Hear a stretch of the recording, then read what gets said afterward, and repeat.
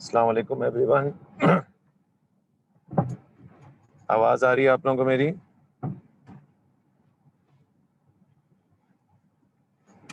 Hello.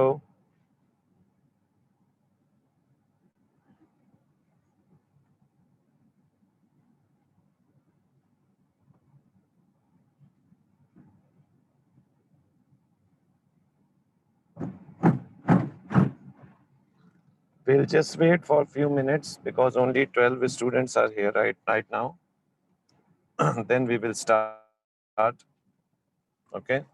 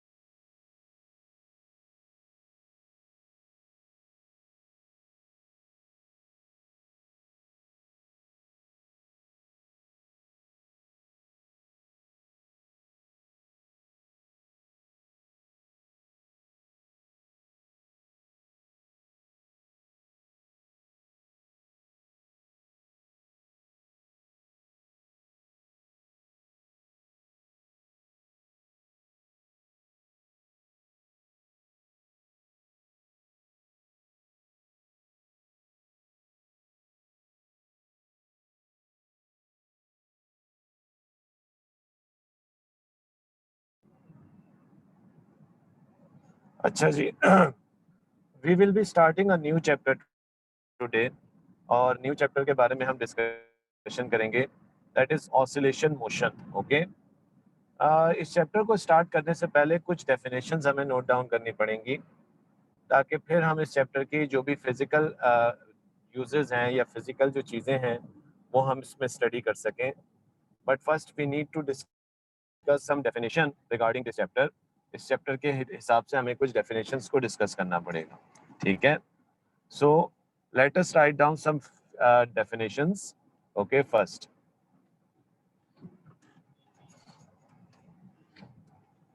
सबसे पहली definition हम नोट करेंगे ऑसिलेशन मोशन की। What is oscillation motion? Okay, please note down the definition of oscillation motion.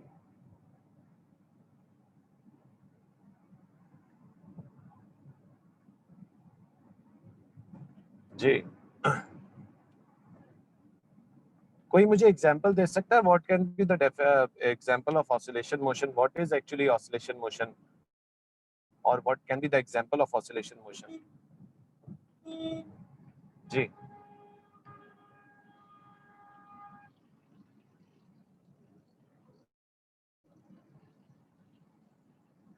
Anyone? What can be the example of oscillation motion? Yes, pendulum.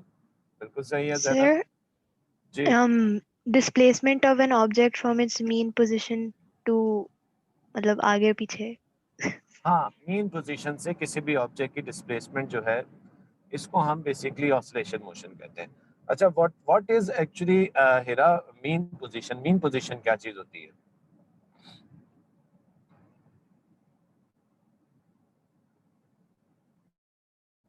जिस जगह पर body rest पे होती है। बिल्कुल सही है, बॉडी यहाँ रेस्ट पे होती है या हम बेसिकली बोलते हैं कि जहाँ पे बॉडी इक्विलिब्रियम पोजीशन पे होती है। ठीक है। तो ऑसिलेशन मोशन क्या होती है? It is a to and fro motion. Note कीजिएगा, it is a to and fro motion ठीक है, it is a to and fro motion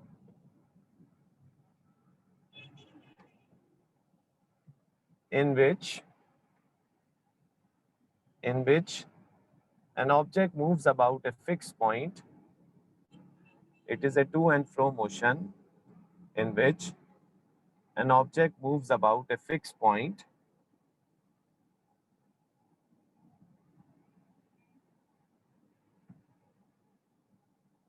after one complete oscillation, after one complete oscillation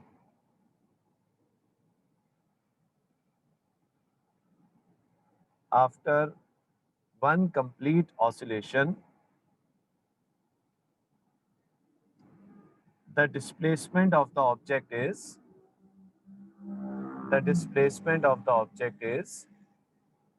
zero. The displacement of the object is zero. तो oscillation motion एक to and fro motion होती है जिसमें object एक fix point के about घूमता है, एक फिक्स पॉइंट के अबाउट रोटेट नहीं करता, एक्चुअली में टू एंड फ्रो मूव करता है। और जब वो टू एंड फ्रो मूव कर रहा होता है तो उसकी रिजल्टेंट डिस्प्लेसमेंट जो है वो हमेशा जीरो हो जाती है एक ऑसिलेशन के बाद। ओके, यानी वन कंप्लीट ऑसिलेशन के बाद ऑब्जेक्ट की जो डिस्प्लेसमेंट है वो जीरो हो जाती है। नाउ हम यहाँ पे खास किस्म की ऑसिलेशन मोशन के बारे में बात करने वाले हैं और उस ऑसिलेशन मोशन को हम कहते हैं सिंपल हार्मोनिक मोशन। ठीक है, ऑसिलेशन मोशन को तो हमने सिंपली ऐसे डिफाइन किया है कि ऐसी मोशन जिसमें object to and fro move करे किसी फिक्स पॉइंट के गिर्द। ठीक है, तो उसको हम ऑसिलेशन मोशन कहते हैं। लेकिन अब हम डेफिनेशन लिखेंगे सिंपल हार्मोनिक मोशन की कि सिंपल हार्मोनिक मोशन क्या चीज होती है। ठीक है, what is a simple harmonic motion? We will write down the definition of simple harmonic motion now. ठीक है, so put the heading of simple harmonic motion and write it down.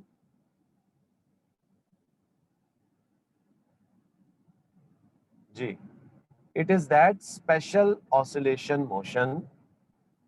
I'm talking about the simple harmonic motion now. It is that special oscillation motion. It is that special oscillation motion in which acceleration is directly proportional to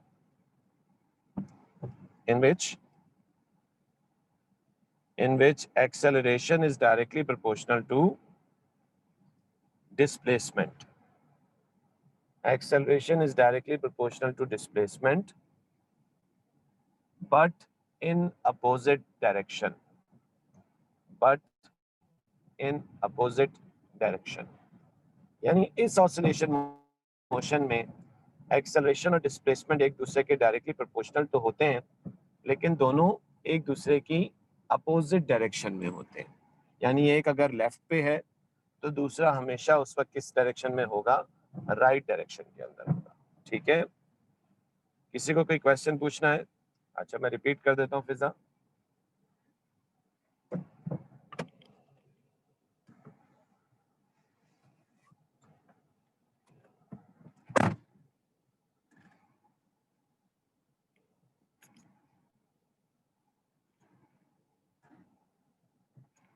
ji, simple harmonic motion is that special oscillation motion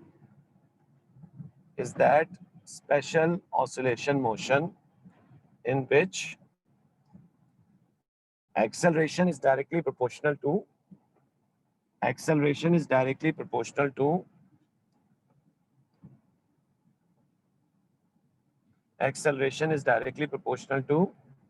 displacement.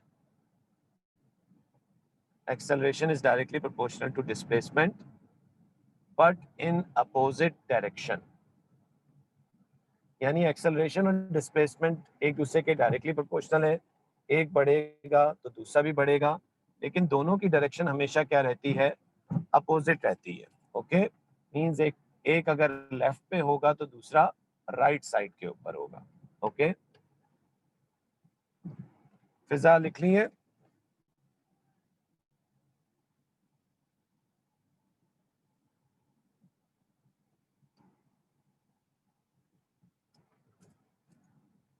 Ji.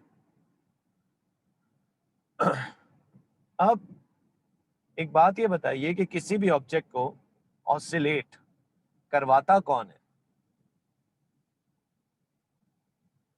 Ji, what can be the factor which makes the object oscillate? किसी भी object को oscillation करवाएगा कौन? जी Hasan, equation तो आपने बिल्कुल सही दी है, बिल्कुल सही है इक्वेशन ये। लेकिन ये बताइए ना कि किसी ऑब्जेक्ट को ऑसिलेट कौन करवाएगा?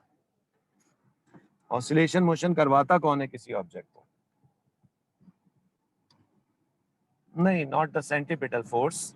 सेंट्रीपिटल फोर्स तो हमारे पास किसी भी ऑब्जेक्ट को सर्कुलर पाथ में सर्कुलर पाथ में रखने के लिए यूज होती है। ठीक है,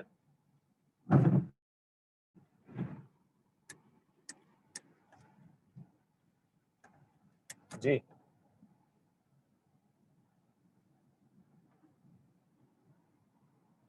ग्रेविटेशनल फोर्स भी हो सकती है, बिल्कुल सही है। एक्चुअली में किसी भी ऑब्जेक्ट को ऑसिलेशन मोशन एक फोर्स करवाता है। बेसिक तो आपको ये कहना चाहिए कि ऑब्जेक्ट को ऑसिलेट एक फोर्स करवा रहा होता है, और वो फोर्स बार बार उस ऑब्जेक्ट को किसकी तरफ खींचने की कोशिश कर रहा होता है? उसकी इक्विलिब्रियम पोजीशन की तरफ, उसकी मीन पोजीशन की तरफ खींचने की कोशिश कर रहा होता है।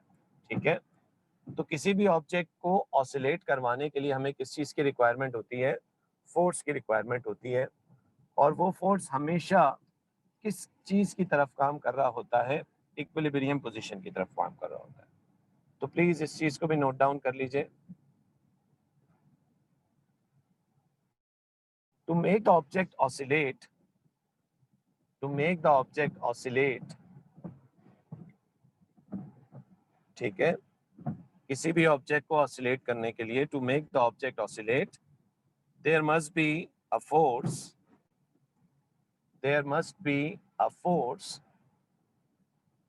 there must be a force which is always acting towards, which is always acting towards equilibrium position। यानी ये फोर्स हमेशा किस तरफ काम करेगा? जहां पे ऑब्जेक्ट की इक्विलिब्रियम पोजीशन होगी, इक्विलिब्रियम पोजीशन की तरफ काम कर रहा होगा। ठीक है, और ये फोर्स ऑब्जेक्ट को क्या करवा रहा होता है? हमेशा ऑसिलेट करवा रहा होता है। लेकिन अभी अबान आपने एक बात लिखी है, उसको मैं करेक्ट कर दूं। ये जो फोर्स होता है ये एक्सटर्नल नहीं होता अबान, ये इंटरनल फोर्स होता है। ठीक है, इंटरनल का मतलब है कि ये सिस्टम के अंदर से लगता है, सिस्टम के बाहर से नहीं लगता। ओके,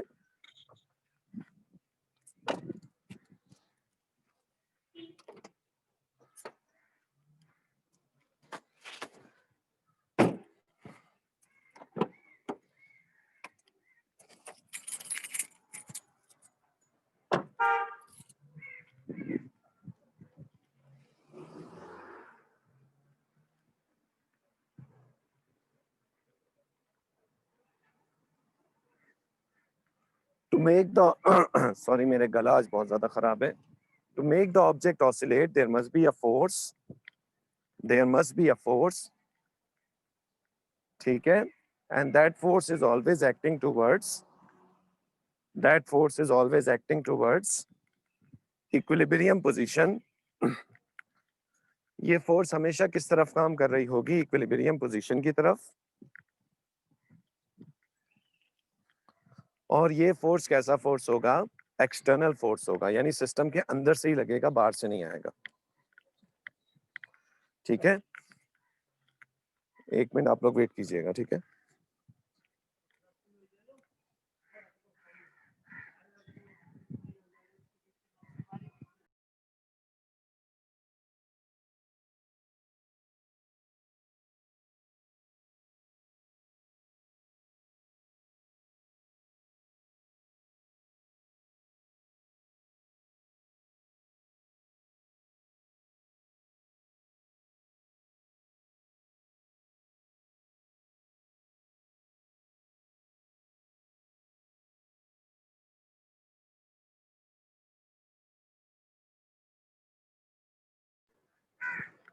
जी, एक मिनट, मैं स्क्रीन अभी बस शेयर कर रहा हूँ आप लोगों के साथ।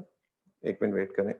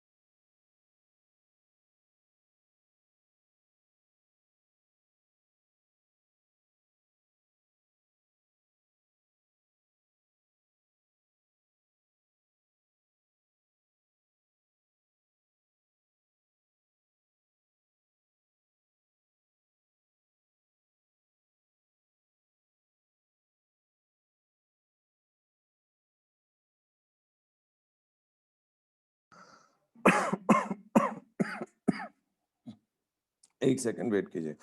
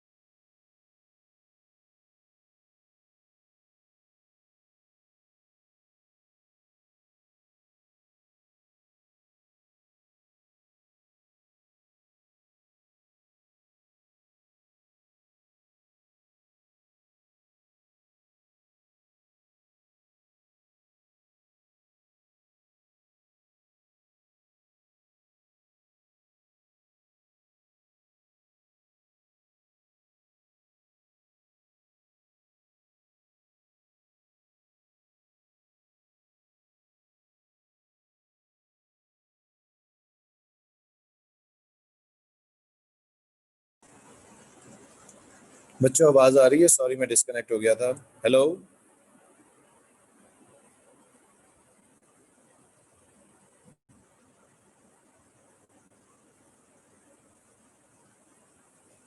हेलो, आवाज आ रही है आप लोगों को मेरी?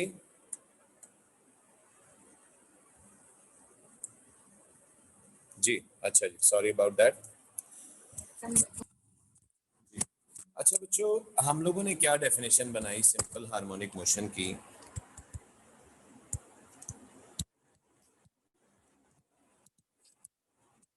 हमने क्या कहा कि सिंपल हार्मोनिक मोशन में एक्सेलरेशन, हम क्या सिंबल यूज कर रहे हैं यहाँ पे एक्सेलरेशन का? ए।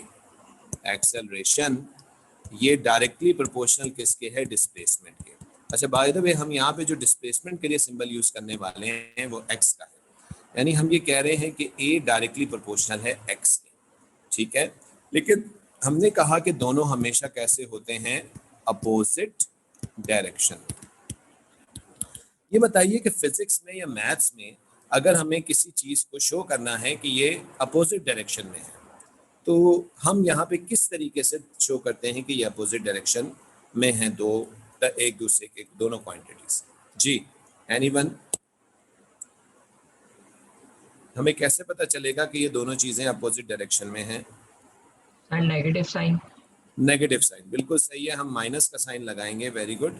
हम या तो डिस्प्लेसमेंट के साथ माइनस का साइन लगा सकते हैं या फिर एक्सेलरेशन के साथ लगा सकते हैं। अच्छा बच्चों, अगर मैं तुम लोगों से बोलूं कि इन दो क्वांटिटीज का ग्राफ बनाना है मुझे, इसका एक्सेलरेशन का डिस्प्लेसमेंट के साथ, तो डिस्प्लेसमेंट क्योंकि इंडिपेंडेंट वेरिएबल है वो एक्स एक्सिस पे आएगा, और एक्सेलरेशन जो है वो वाई एक्सिस पे आएगी क्योंकि वो डिपेंडेंट है। लेकिन क्योंकि ये इक्वेशन ये कह रही है कि जब एक्सेलरेशन बढ़ेगी तो डिस्प्लेसमेंट भी बढ़ेगी, लेकिन नेगेटिव में। एक्सेलरेशन पॉजिटिव में होगी तो डिस्प्लेसमेंट नेगेटिव में होगी, जब एक्सेलरेशन नेगेटिव में बढ़ेगी तो डिस्प्लेसमेंट पॉजिटिव में बढ़ेगी।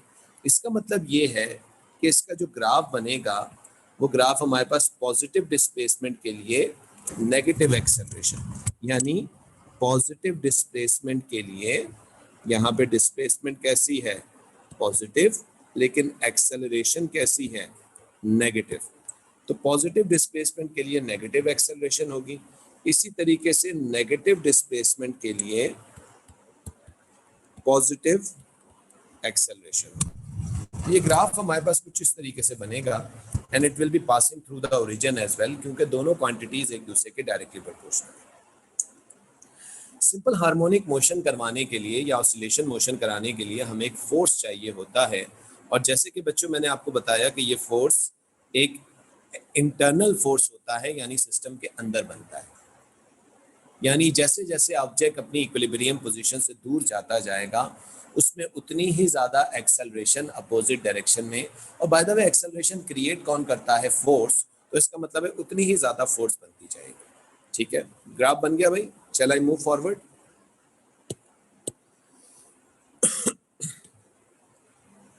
ग्राफ बन गया बच्चों?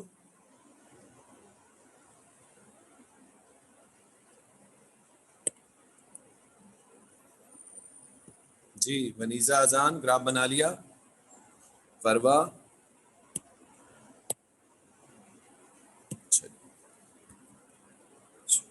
एक मुझे बात बताओ, अब let us consider the example of simple harmonic motion.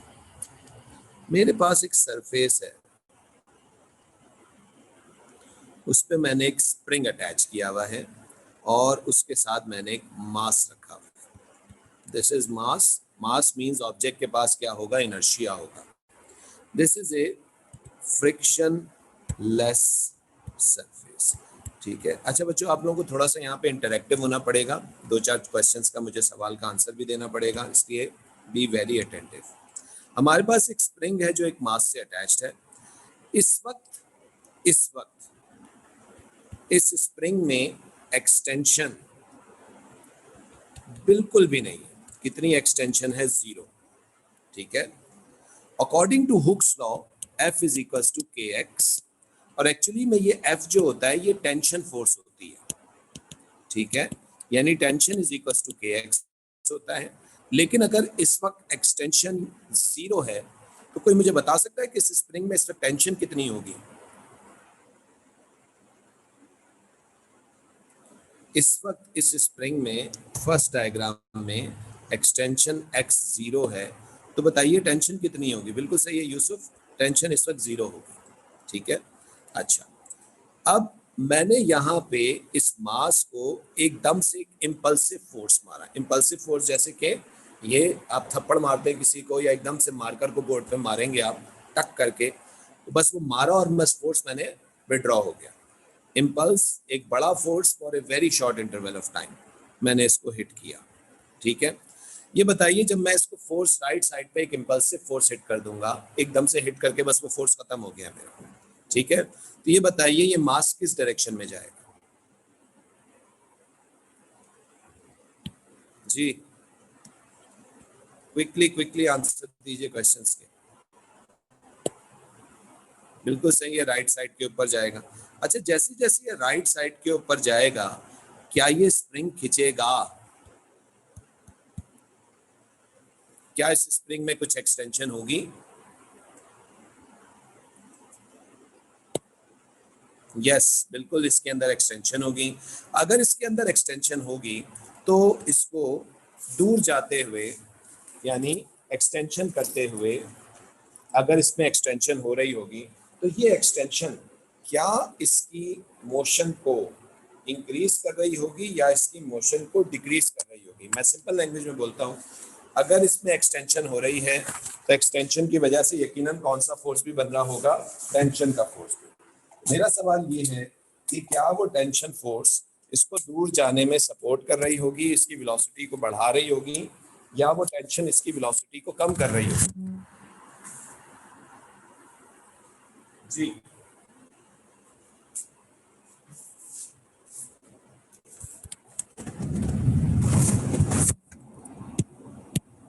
बिल्कुल सही है नेहा, डिक्रीज कर रही होगी। जैनब गुड। अच्छा, तो इसका मतलब ये सब बच्चे ये मानते हैं कि ये इस डायरेक्शन में डिस्प्लेस हुआ, ठीक है, लेकिन जो टेंशन बनी होगी वो इस डायरेक्शन में बनी होगी। एग्रीड? और टेंशन यानी फोर्स, और फोर्स क्या क्रिएट करती है? एक्सेलरेशन। तो इसका मतलब है कि एक्सेलरेशन इस डायरेक्शन में होगी। सब एग्री करते हैं इस बात से? और ये जो टेंशन या एक्सेलरेशन है जो कि डिस्प्लेसमेंट की अपोजिट डायरेक्शन में है, ये इसकी वेलोसिटी को क्या कर रही होगी? डिक्रीज कर रही होगी। सब एग्री करते हैं इस बात से, या किसी को कोई इश्यू है इसमें? जी इरा, एनी क्वेश्चन? अच्छा जी, इसके बाद अब एक बात बताओ, जब ये ऑब्जेक्ट बहुत ज्यादा खिंच जाएगा तो एक वक्त ऐसा आएगा कि ये स्प्रिंग स्टॉप होगा या नहीं होगा? जी, जब ये स्प्रिंग बहुत ज्यादा खिंच जाएगा, ठीक है, लेट्स से अभी भी ये हुक्स लॉ को ओबे कर रहा है, एक वक्त क्या आएगा कि टेंशन फोर्स इस साइड पे मैक्सिमम हो जाएगी, डिस्प्लेसमेंट यहां से यहां तक मैक्सिमम हो जाएगी, और मैक्स डिस्प्लेसमेंट को हम क्या बोलते थे? What do we call it? Amplitude, अगर आप लोगों को याद हो। ठीक है, the maximum displacement of the particle from its mean position during wave motion is known as its amplitude. अगर याद है आप लोगों को एम्पलीट्यूड की डेफिनेशन। इसमें किसी को कोई प्रॉब्लम? अगर टेंशन इस वक्त मैक्सिमम होगी तो इसका मतलब है इस वक्त एक्सेलरेशन भी मैक्सिमम होगी। लेकिन ये बताइए कि जब मैक्सिमम एक्सेलरेशन होगी, मैक्सिमम डिस्प्लेसमेंट हो गई होगी, तो ऑब्जेक्ट की वेलोसिटी कितनी होगी? जी जैनब, क्या हो? मिनिमम होगी। मिनिमम मीन जीरो हो जाएगी। ऑब्जेक्ट किस स्टेट में आएगा? रेस्ट में आ जाएगा। बिल्कुल सही है। अच्छा, एक बात बताओ, डिस्प्लेसमेंट किस डायरेक्शन में है? लेफ्ट पे या राइट पे?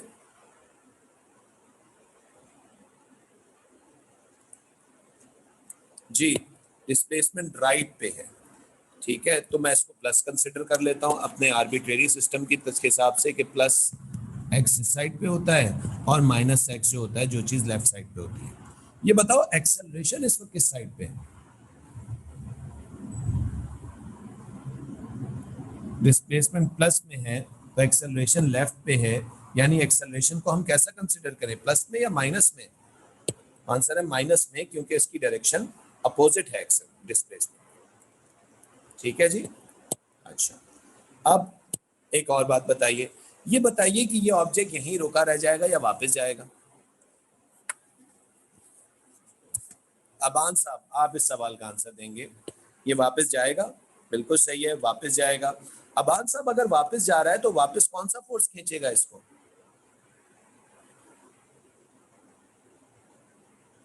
वापस कौन सा फोर्स खींच रहा होगा? टेंशन, वेरी गुड, टेंशन खींच रहा है। क्या ये टेंशन का फोर्स सिस्टम के बाहर से लगा है या सिस्टम के अंदर बना है?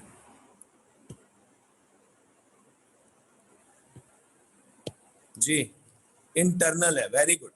तो इसका मतलब है कि इसको मीन पोजीशन की तरफ, इक्विलिब्रियम पोजीशन की तरफ खींचने वाला फोर्स टेंशन है, और वो टेंशन का फोर्स सिस्टम के अंदर बना है। चलें अब आगे की बात करते हैं, आगे क्या होगा। ठीक है, ओके। अच्छा जी, अब जब ये वापस आ रहा होगा, अब बड़े ध्यान से बात को सुनना मेरी, ठीक है, ये थोड़ा सा पॉइंट जरा समझने वाला है। जब ये ऑब्जेक्ट वापस आ रहा होगा तो ये इसकी वेलोसिटी की डायरेक्शन होगी, ये टेंशन की डायरेक्शन होगी, और डिस्प्लेसमेंट डिक्रीज हो रही होगी, इंक्रीज नहीं हो रही होगी बल्कि डिक्रीज हो रही होगी, क्योंकि आपके पास एक्चुअली में स्प्रिंग में एक्सटेंशन डिक्रीज हो रही है। यानी हमारी जो डिस्प्लेसमेंट है एक्चुअली में वही हमारी क्या है, एक्सटेंशन है। एग्री करते हैं सब इस बात को? अगर टेंशन आपके पास लेफ्ट पे है, वेलोसिटी भी लेफ्ट पे है, तो यकीनन एक्सेलरेशन भी लेफ्ट पे होगी। ये बताओ वापस आते हुए इसकी स्पीड बढ़ रही होगी या कम हो रही होगी? वेरी गुड, बढ़ेगी, गुड, स्पीड बढ़ रही होगी। ये बताओ वापस आते हुए डिस्प्लेसमेंट डिक्रीज हो रही है, तो टेंशन का क्या हो रहा होगा? टेंशन क्या हो रही होगी, इंक्रीज हो रही होगी या डिक्रीज हो रही होगी?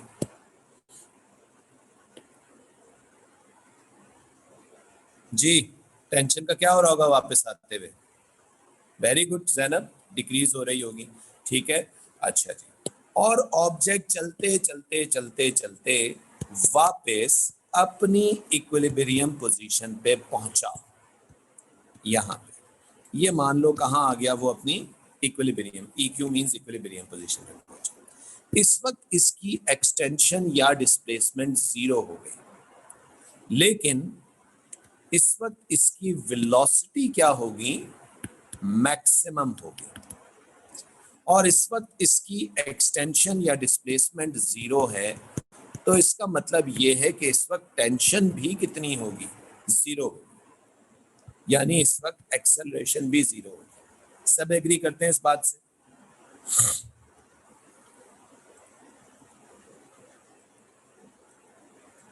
किसी को कोई प्रॉब्लम है तो पूछना है इसमें। सर एक्सेलरेशन तो जीरो नहीं होगी ना? टेंशन कितनी हो गई जीरो, हारिस? जब फोर्स जीरो हो गया तो एक्सेलरेशन कितना हो जाएगा? जीरो।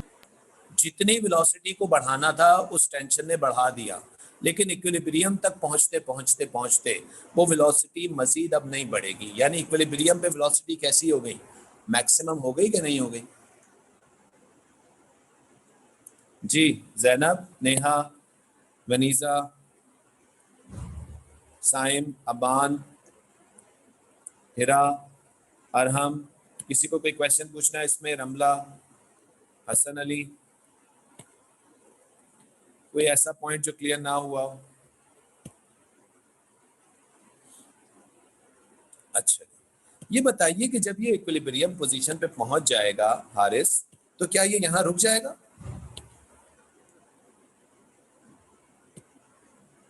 जी हारिसा, इक्विलिब्रियम पोजीशन पे ऑब्जेक्ट पहुंच गया, टेंशन कामयाब हो गई, ऑब्जेक्ट को इक्विलिब्रियम पोजीशन पे लेके वापस आ गई, ठीक है, लेकिन क्या ऑब्जेक्ट यहां रुक जाएगा या नहीं रुकेगा? नहीं, एक्सेलरेशन मीन पोजीशन पे मैक्सिमम नहीं होगी अजान, एक्सेलरेशन मीन या इक्विलिब्रियम पोजीशन पे जीरो होती है, क्योंकि वहां पे फोर्स जीरो होता है, और किसी भी ऑब्जेक्ट में फोर्स एक्सेलरेशन करता है, ठीक है, फोर्स जब एक्सेलरेशन करता है, जब फोर्स जीरो है तो इसका मतलब एक्सेलरेशन जीरो है, लेकिन वेलोसिटी मैक्सिमम होगी। जी जैनब बेटा ये बताओ, ये इक्विलिब्रियम पे जब पहुंचेगा तो ऑब्जेक्ट रुकेगा, बिल्कुल सही है जैनब ने पहले ही जवाब दे दिया, चलो गुड जी। तो ऑब्जेक्ट यहाँ रुकेगा नहीं, बल्कि ऑब्जेक्ट ओवरशूट करता हुआ इस पॉइंट को अब किस साइड पे निकल जाएगा, लेफ्ट साइड पे निकल जाएगा। एक सवाल बहुत कॉमन सा, क्यों ओवरशूट करता हुआ निकलेगा?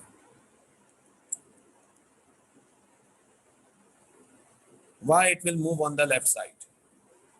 रुकेगा क्यों? वेलोसिटी लेफ्ट पे, मैक्सिमम वेलोसिटी है, very good, but the answer is of 2 marks. एक चीज मिस हो रही है आप लोगों से, सबसे पहली डायग्राम पे नजर दौड़ाएं।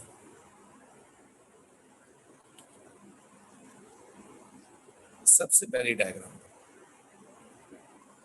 क्यों नहीं रुकेगा यहाँ पे?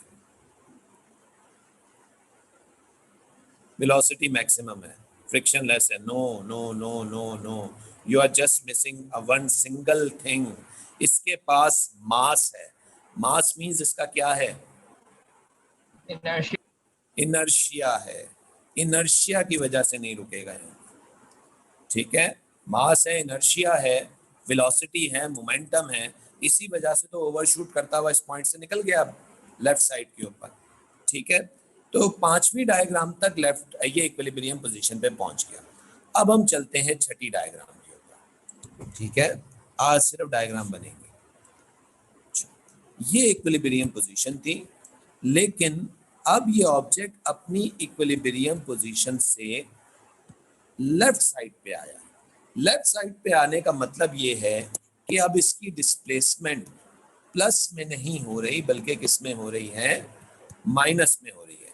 यानी अब हमारे पास स्प्रिंग एक्सटेंड नहीं हो रहा, बल्कि क्या हो रहा है जी?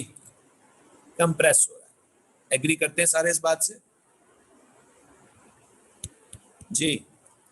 अगर ये स्प्रिंग कंप्रेस हो रहा होगा तो क्या कंप्रेस होने में भी इसमें टेंशन फोर्स बनेगी? अबान साहब जी, यस। लेकिन अब मुझे एक बात बताओ कि क्या इस टेंशन की डायरेक्शन जो कि प्रीवियस थी किस साइड पे थी? लेफ्ट पे। तो अब क्या टेंशन की डायरेक्शन लेफ्ट पे ही होगी?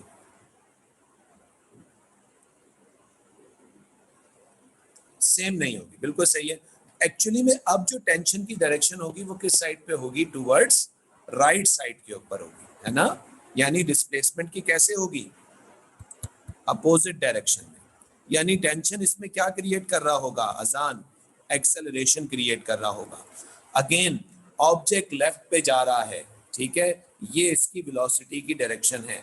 एक्सेलरेशन राइट साइड पे आ गई है। जैसे जैसे स्प्रिंग मजीद कंप्रेस होता जाएगा, टेंशन और बढ़ती जाएगी। क्या ऑब्जेक्ट की वेलोसिटी बढ़ती जाएगी या कम होती जाएगी?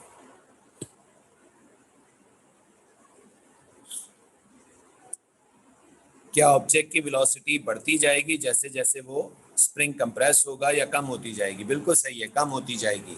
एक वक्त आएगा ऑब्जेक्ट दोबारा से स्टॉप हो जाएगा जब ये स्प्रिंग फुली कंप्रेस्ड हो जाएगा, ठीक है? टेंशन इस केस में मैक्सिमम हो जाएगी, लेकिन इस दफा राइट साइड पे।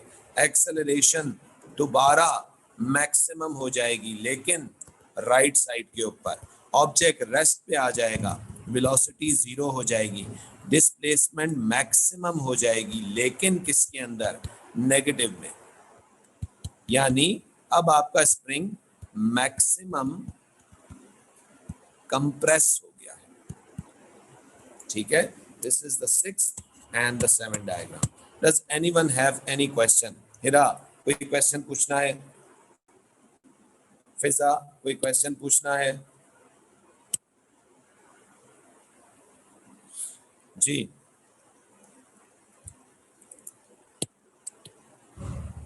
अच्छा, ये यहां पे रुकेगा, रुकने के बाद क्या होगा? रुकने के बाद क्या होगा?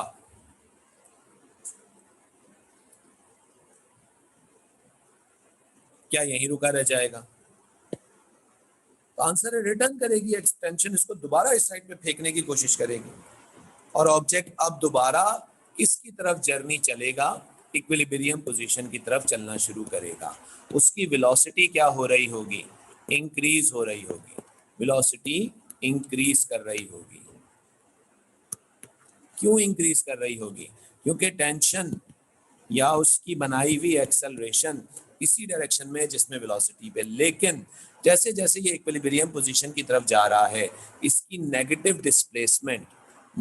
डिस्प्लेसमेंट क्या हो रही होगी? डिक्रीज हो रही होगी। और जब ये वापस अपनी इक्विलिब्रियम पोजीशन पे आ तो दोबारा इसकी आएगी। अगर डिस्प्लेसमेंट जीरो यानी कंप्रेशन भी जीरो हो जाएगी, तो टेंशन भी जीरो हो जाएगी और एक्सेलरेशन भी जीरो हो जाएगी।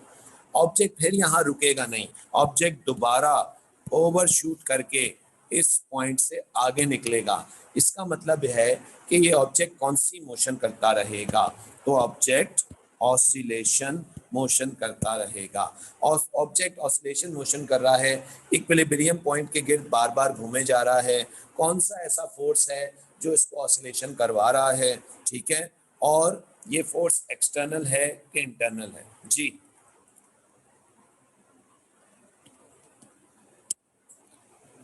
ठीक है जी, ये इंटरनल है कि एक्सटर्नल फोर्स है? और कौन सा फोर्स इसको ऑसिलेशन मोशन करवा रहा है? Internal force. क्या नाम है इस फोर्स का? Tension force. ठीक है, ये टेंशन का फोर्स एक्सेलरेशन जो क्रिएट करता है, क्या ये टेंशन का फोर्स डिस्प्लेसमेंट की अपोजिट डायरेक्शन में होता है कि नहीं होता? डिस्प्लेसमेंट बढ़ती है तो टेंशन उसको रोकने के लिए उल्टी डायरेक्शन में चला जाता है। जैसे जैसे डिस्प्लेसमेंट कम होनी शुरू होती है, ये टेंशन भी कम होनी शुरू हो जाती है। तो इसका मतलब ये है कि डिस्प्लेसमेंट और टेंशन एक दूसरे के कैसे हैं, कैसी डायरेक्शन में है? अपोजिट डायरेक्शन में है या नहीं? ठीक है, तो इसका मतलब है कि ये स्प्रिंग कौन सी मोशन कर रहा है? ये स्प्रिंग सिंपल हार्मोनिक मोशन कर रहा है। ओके सर पीछे आपने पिछली स्लाइड में जो टेंशन दिखाई थी जो लेफ्ट की तरफ थी और इसमें टेंशन राइट की तरफ है, तो हम किस टेंशन को नेगेटिव लेंगे? हम अपने इस सिस्टम पे चलेंगे हारिस, ये वाला। जब हमें कुछ नहीं बताया जाता तो हम क्या कहते हैं? राइट वाला पॉजिटिव और लेफ्ट वाला नेगेटिव, बस। ठीक है जी जी, और किसी ने कोई क्वेश्चन पूछना है? इस टॉपिक का स्टार्टअप आप लोगों को समझ में आया है? हम क्या पढ़ने जा रहे हैं अब दोबारा से? मैकेनिक्स बड़ी डेप्थ में पढ़ने वाले हैं हम लोग दोबारा से। ठीक है जी, मैं दोबारा दिखा देता हूँ ये वाली।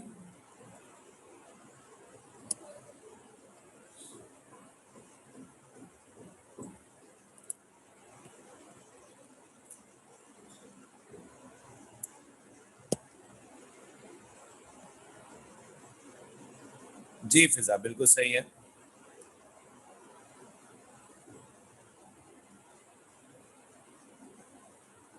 सिक्स डायग्राम में डिस्प्लेसमेंट जीरो है।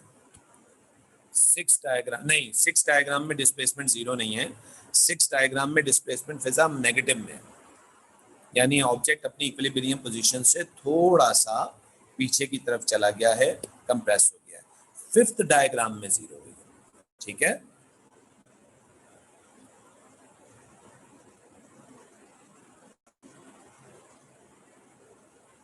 अच्छा, आप लोग को एक छोटा सा होमवर्क दे रहा हूं। वो आप लोगों का छोटा सा होमवर्क ये है कि आप लोग इस ऑसिलेटिंग स्प्रिंग के लिए जरा इसका डिस्प्लेसमेंट टाइम ग्राफ सोचिएगा कि इसका डिस्प्लेसमेंट टाइम ग्राफ कैसा होगा। ऑब्जेक्ट आगे की तरफ बढ़ा, डिस्प्लेसमेंट तो उसकी बढ़ी, लेकिन आगे जैसे जैसे जा रहा है तो उसकी वेलोसिटी क्या होगी? कम होती जाएगी। यानी आपको डिस्प्लेसमेंट टाइम ग्राफ बनाना है विद रिस्पेक्ट टू डीसेलरेशन। ठीक है, डायग्राम 5 में मैक्स क्यों है? मैक्स कहाँ है भाई डायग्राम 5 में? डायग्राम 5 में डिस्प्लेसमेंट 0 है, वेलोसिटी मैक्सिमम है, टेंशन 0 है, एक्सेलरेशन 0 है, ऑब्जेक्ट एट इक्विलिब्रियम है। ठीक है आराम?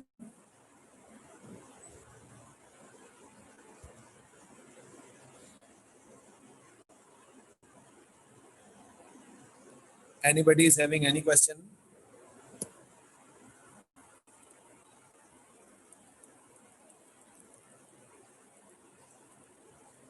जी बच्चों, और किसी ने कोई सवाल पूछना है? Shall we end over here?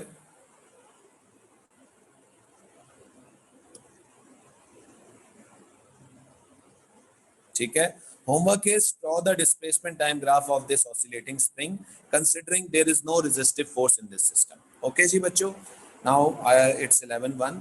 I have to stop over here. ठीक है जी। V मैक्सिमम क्यों है आराम इस पॉइंट के ऊपर? V मैक्सिमम इसलिए है क्योंकि टेंशन ने खींच के वेलोसिटी को बहुत ज्यादा बढ़ा दी है। वो खींचती भी उसको राइट से इक्विलिब्रियम पोजीशन पे लेके आई है और उसकी वेलोसिटी को यहाँ तक लाते लाते उसने मैक्सिमम कर दिया। ठीक है आराम? चलें, ओके बच्चों, टेक केयर एवरीवन, अल्लाह हाफिज।